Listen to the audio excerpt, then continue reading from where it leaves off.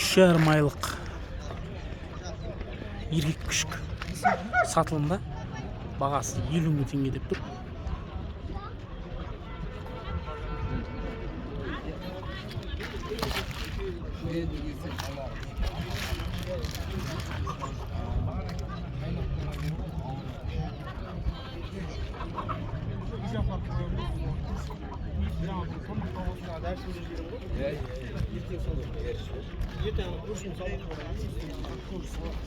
Өзі біледі оны. Үйінде 4-5 үйден сұрайды ғой. Yok aldı mı?